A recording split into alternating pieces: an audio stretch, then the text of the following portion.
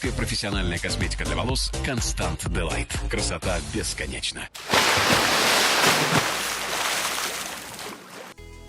Здравствуйте, уважаемые коллеги!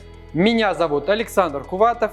Я являюсь основателем Академии системы Axiom и членом Союза писателей России. В данном выпуске видеожурнала мы с вами поговорим о видах начеса, а точнее о видах начеса в технике окрашивания шатуш. Как вы все знаете, техника шатуш имеет долгую историю, и ее вы можете найти еще в учебниках за далекие 70-е годы. Лично на моем опыте начес был очень популярен в начале и середине 2000-х годов, после чего его сменили более классические методы растяжек, и уже после 2013 года начес снова вернулся и до сих пор активно занимает свое место в техниках окрашивания у большинства мастеров. Конечно, за столь долгое время его существования начес значительно изменился и сейчас совсем не похож на то, что мы делали в 2001 году.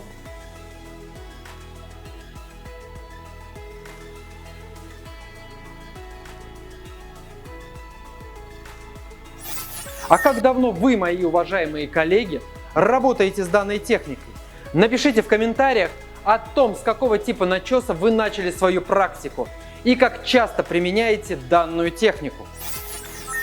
Ну что ж, пришло время уделить внимание самой технике и ее особенностям.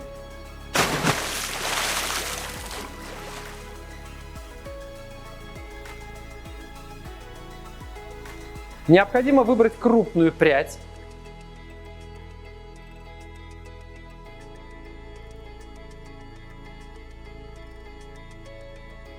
Начес выполняется по всей пряди плотным.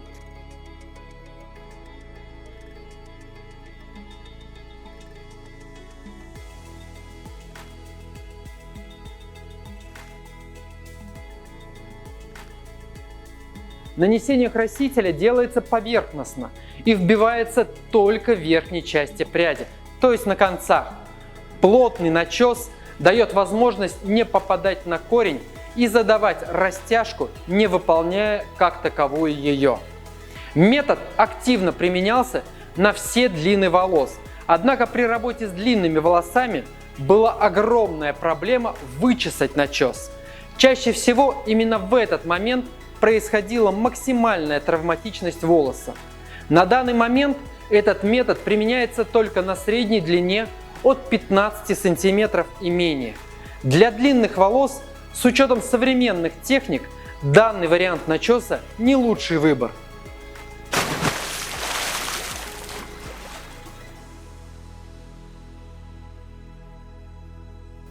Пряди выбираются относительно толстые, а подчас и тонкие.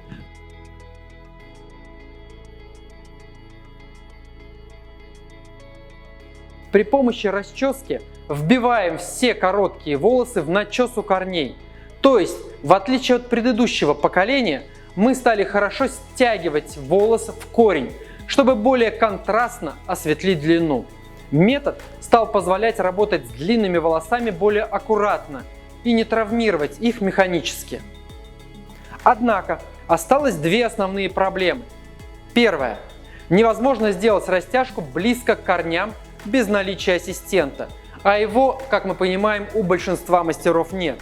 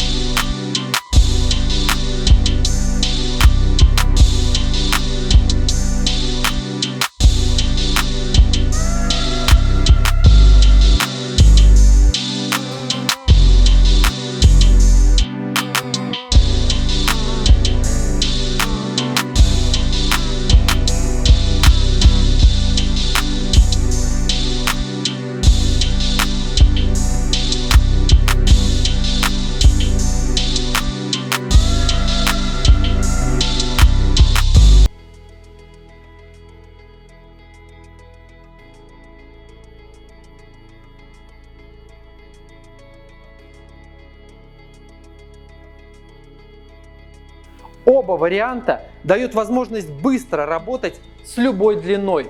После данного типа начеса нет необходимости мучить клиента вычесом начеса, поскольку его как такового нет. И самый большой плюс, в отличие от предыдущих поколений, данный тип дает возможность коррекции отросших блондов и сложных цветов. При работе со старыми типами начеса все волосы прятались в начес, и прокрасить их одновременно с обесцвечиванием было почти невозможно, либо очень затруднительно. Сейчас же, после нанесения обесцвечивающего порошка, вы можете, как и при работе с AirTouch, выбрать вычесанные волосы и покрасить их под желаемый оттенок. На этой позитивной ноте я заканчиваю видеожурнал. Если вам было интересно, ставьте лайк. И не забывайте подписываться на наш канал, чтобы быть всегда в курсе, когда вышло новое полезное видео.